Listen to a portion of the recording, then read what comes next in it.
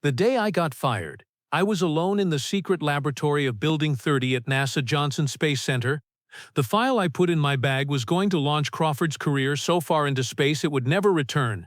My name is Dr. James Mitchell, I'm 45 years old, and for the past 15 years I'd been working as a space engineer at NASA Johnson Space Center, at the world's most advanced space center in Houston, Texas, in the Advanced Propulsion Systems Department managed by Dr. Robert Crawford. I was leading the team developing new rocket technologies for Mars missions. That morning when I arrived at my office, the worried expression on Secretary Margaret's face said everything. "Dr. Mitchell, Dr. Crawford is waiting for you," she said with an unusual tension in her voice. Margaret had been working at NASA for 20 years. I'd never heard such a tone from her before. When I went up to the corner office in Building 1, Crawford was standing behind his desk, looking out at downtown Houston. "James, I'll get straight to the point," he said, turning around. "Your role in Project Artemis II is ending. We're restructuring the department, and unfortunately, your position is being eliminated. For 15 years, I had been the backbone of NASA. I had designed the power systems for Mars rover. I had developed the rocket fuel formulation for the Artemis program. The 12 patents I'd obtained in the last 3 years had increased NASA's revenue by $50 million annually. Crawford, why are you doing this?" I asked. "It's nothing personal, James," he said with a shrug. "The agency is going in a new direction. We're promoting Dr. Sarah Martinez. She'll be the new department head. Fresh blood, new perspective. Dr. Sarah Martinez, 32 years old, MIT graduate, working in the department for the last 3 years, and Sarah Martinez, who had a suspicious closeness with Crawford. I was the one who saw them kissing in the garden at Crawford's house party last month. Crawford was married, father of 2 children, but apparently that wasn't stopping him. "Pack your things, leave your security card," Crawford said, pulling out a folder. "Also, you need to sign this confidentiality agreement. You won't talk about NASA projects, technical details, especially Project Orion." Project Orion. Crawford mentioning Project Orion froze me. This project had been officially cancelled in 2019. At least that's what was supposed to be believed. But I knew Crawford had been working with Orion files for the last 6 months, secretly. I smiled. For the first time that morning, I truly smiled. "Of course, Crawford. The secrets will be safe." I signed the agreement, but I had very different plans in mind. When I returned to my office, I started putting my 15 years of belongings into a cardboard box. NASA achievement medals, photos taken with space shuttles, the appreciation plaque I received at the first Mars rover launch. But the really important thing was somewhere else. In the secret laboratory in Building 30, a place that officially didn't exist. Only those with Level 7 security clearance could enter there, and there were only 12 people in all of NASA with such clearance. I was one of them, because 4 months ago I had discovered that Crawford was doing something very dangerous. It all started in April. While working late, I had accidentally seen a message sent to Crawford's email, sender Viktor Petrov, Roscosmos, Russian Space Agency, subject Orion Technology Transfer. My first thought was to delete the message. It was clearly a mistake. But I had heard the name Viktor Petrov before. He was one of the most controversial figures in the Russian space program. I got curious and opened it. "Crawford," it read, "we received the technical details of the Orion propulsion system, but the fuel formulation is missing. We need the complete package to receive the second part of the agreed $5 million payment. Our Moscow team is waiting." My blood froze. Crawford was selling NASA's most secret technologies to the Russians. Project Orion had been officially cancelled, but he was marketing its technology to foreign powers. That night, instead of going home, I stayed at NASA. I entered Building 30 with my security card. I started examining Crawford's work in the secret laboratory. What I found was as terrifying as it was treacherous. Crawford wasn't just selling rocket technology. He was also marketing Mars mission plans, satellite defense systems, even future moon base locations. In one folder, I found correspondence with the Chinese Space Agency. In another folder, secret agreements with Iran. For 18 months, he had been systematically auctioning off America's space superiority. But the most shocking discovery was something else. On Crawford's computer, there were sabotage plans for the Artemis 30 mission to be launched next week. With the information he sold to Russia, they would be able to interfere during critical moments of the mission. The lives of 4 astronauts were in danger. That's why I was being fired. Crawford had realized that I knew too much. Or maybe Sarah had told him something. It didn't matter anymore. What mattered was that I was storing all the evidence in the secret safe in Building 30, the only place Crawford couldn't access, because that safe opened with my biometric data, fingerprint, eye scan, voice recognition, all exclusively mine.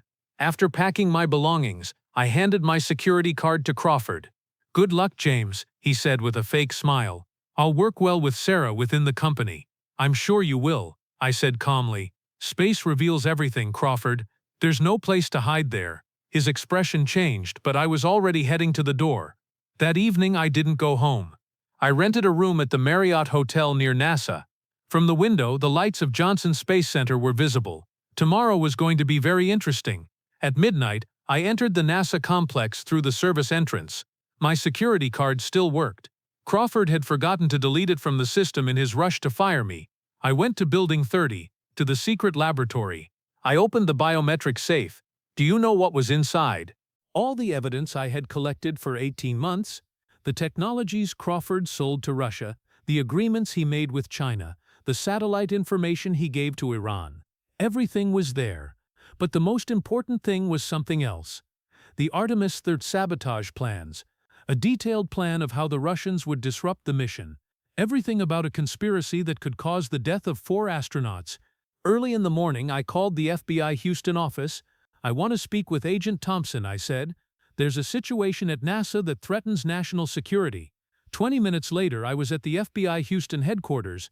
Agent Sarah Thompson met me. "Dr. Mitchell, these are serious allegations," she said. I put the file on the table. "It's all here. Emails, bank transfers, technical documents. Dr. Robert Crawford is selling NASA technologies to enemy countries, and he's planning to sabotage the Artemis III mission tomorrow." Thompson began examining the file. After 30 minutes, she looked up. "Dr. Mitchell, if this is true, it's the biggest betrayal case against America's space program," she said.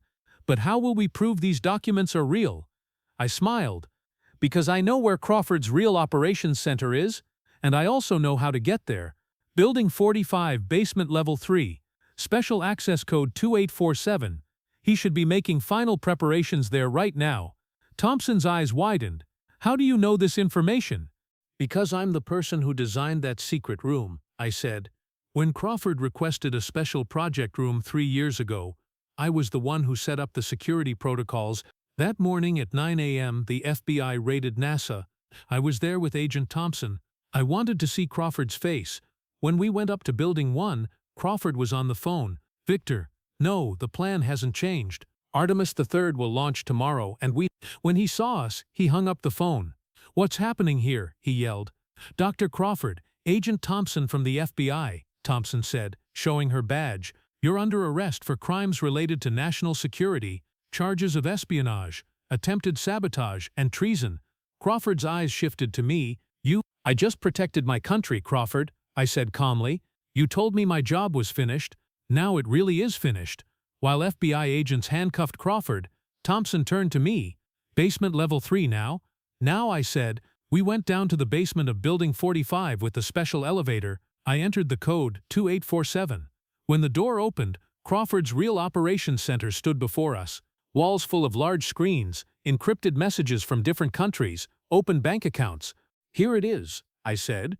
"Crawford's real workplace." Thompson whistled. "This technology is more advanced than NASA's official systems." "How long has this place been active?" "At least 3 years," I said. "And he was planning to sabotage Artemis III tomorrow." That afternoon, all American media announced the news. Espionage assassination at NASA, senior engineer arrested. Artemis mission saved by last-minute intervention. Crawford's lawyer called me that evening. "Dr. Mitchell, my client wants to talk to you," he said. "He'll talk in court," I said. "The safety of our astronauts is more important." The next day, NASA Director Charles Nelson called me. "James, today you saved America," he said. "I want to offer you a special position." "I'm listening," I said. "We're establishing a new security department. It will fight internal threats. You'll be the director. Salary will double, special authorities. You'll work directly under me." 6 months later, Crawford's trial began. I participated as the chief witness.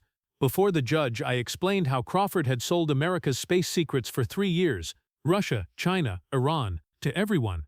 Crawford was sentenced to 25 years in prison. For treason, Sarah Martinez was also arrested. It turned out she had been collaborating. As I left the courthouse, Crawford looked into my eyes one last time. "You destroyed me, James," he said. "No, Crawford," I said. "You destroyed yourself. I just protected our astronauts." Today I am the security director at NASA Johnson Space Center. My new office is in Building 1, right next to Crawford's old office.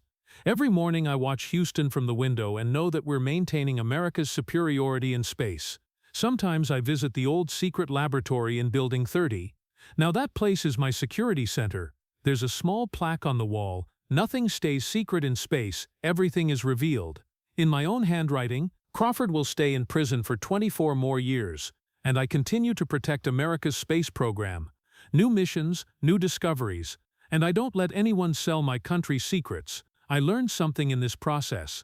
Space is not only limitless, it also doesn't harbor injustice. Truth emerges there sooner or later, just like Crawford's lies. The day I got fired, Crawford told me, "You have no business here." He was wrong.